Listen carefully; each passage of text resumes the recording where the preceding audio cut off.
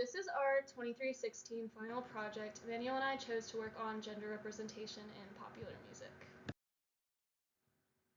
So we chose this topic because we both enjoy music and have recognized a lot of inconsistencies between how much male artists are streamed compared to female artists. So our goal was to draw attention to the gender gap we see in music. By doing this, we compared the popularity and audio features between male and female artists within chosen genres, and we wanted to see if these differences could be related to or explain the differences in their representation. So the data we collected came from 3 avenues. First, we started with the web scrape, which was an HTML site, and it contained a chart of Spotify's top 2,500 artists by monthly listeners. And then for our downloaded data set, we found a CSV that contained over almost 700,000 rows of data, and it included the artist's name, pronouns, gender, and their respective genres. And then we used the Spotify API, which contained a bunch of audio streaming data, and we specifically looked at the artists, genres, top tracks, popularity, and audio features. Gotten the data from these sources. We did some data cleaning so that we'd be able to use this data for our analysis. And so for the downloaded data set, the CSV file, we formatted the genre that had really inconsistent formatting, and we put this into a list, and then removed genre values that weren't in our list of common genres that we selected based on some of the most popular genres in music in general.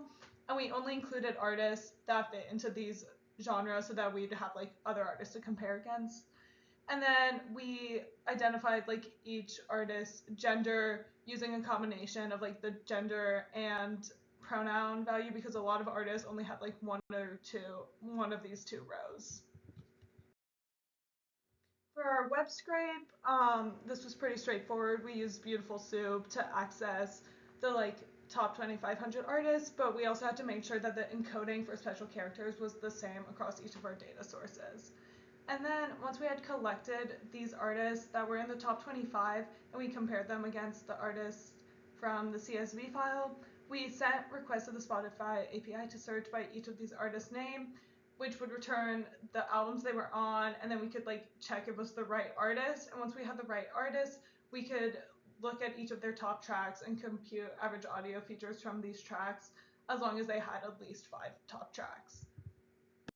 One of the things that we were interested in seeing is what are the most common or most popular genres of music, and then are these the same across genders, and see if that could explain any of the differences in different genders' popularities. So we coded using the data from the Spotify audio features that we collected for the top artists, and then compared how many artists, female and male, were under each gender. And this would return a data frame where we were able to see the percentage of each gender that produced music in each genre.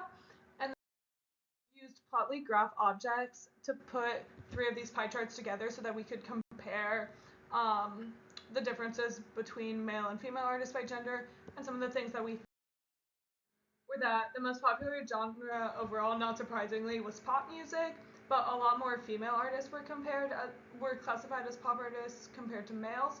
And then male artists were more popular, or had more male artists who produced music in rap, hip hop, rock, and Latin music, while more female artists, aside from popular music, produced R&B and soul music. Besides comparing out of each gender which genres were the most popular, we wanted to see within each genre under which ones were female artists represented the most disproportionately, or vice versa for male artists. And so we used, again, the Spotify data and the list of artists that we had full complete gender data for, and we found the proportions of artists that were classified into each of the 12 genres we had selected. And then this also returned a data frame that compared the proportions, and then we used Plotly Express stacked bar chart that showed these proportions. And when sorted, this showed really easily that K-pop is the only genre in which there were more female than male artists. And then under every other artist, there were considerably more male artists than female artists. The next thing we wanted to look for was comparing the differences between audio features for male versus female artists. This is how we coded for this insight. So for all of the artists we had gender and genre data for, we created a data frame that shows the average audio features for their top tracks, as well as the percentage difference between the genders for each audio feature. This is a bar chart we made on Plotly, and it has it split up by male artists in the blue and then female artists in the pink, and then the green bars are the percent difference. And so you can see the percent difference was positive for all values except for acousticness, because female artists actually had a higher acousticness on average than male artists.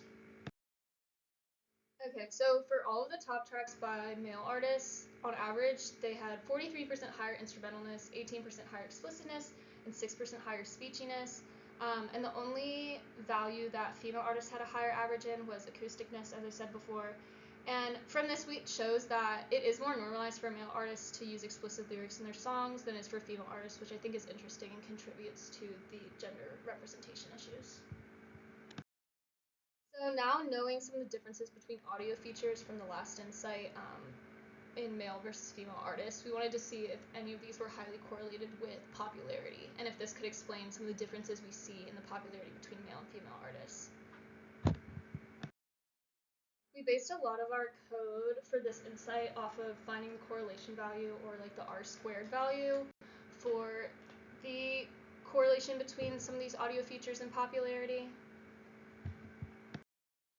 So what we concluded from this was there was no single audio feature that had a strong correlation with popularity. The strongest we were able to find was a positive correlation with explicitness of 0.22, and the strongest negative correlation we had was negative 0.11 with instrumentalness, but neither of these were very strong correlation values, and we can't really make any statement if they're weak. Else that we were curious about is we wanted to look into the differences in some of the audio features, just based on genre, kind of interested in like the genres we listen to and what really makes these genres so different from like a numerical standpoint. So we used the genre data from all of our artists and then found the average audio features from for each of these genres, and this like returned a data frame that has all the audio features for each of the genres average across all the artists that we had for each of these genres. And we also like returned the maximum to see which genre had the highest in each of the audio features. And we found that for valence, Latin music had the highest valence value, and this is kind of like a positivity measure for music. And then danceability and explicitness was the highest in rap music. Energy, loudness, and tempo were the highest in K-pop music. Speechiness was highest in hip-hop, and acousticness and instrumentalness were highest in classical music. And all of these kind of make sense, but we're interested to see that's kind of consistent across the whole genre. Overall, we gained a lot of knowledge from this project in terms of Python coding and also just like CS concepts in general. We learned to identify good sites for web scraping because our original top chart site that we chose to use was not providing a lot of data. It was only providing about 100 of the top artists, and we wanted a lot more of that. So we had to pivot to using another site, and that's why we used the site with 2,500 pieces. We also learned how to successfully clean a CSV file that was larger than anything we'd ever dealt with in class, and it helped us learn how to address missing and irrelevant data. And we were able to work with new modules and APIs like the Spotify one, and figured out how to dive deeper into ones we already knew about. And we learned new functionalities using some of the documentations we were able to find online and kind of taught ourselves.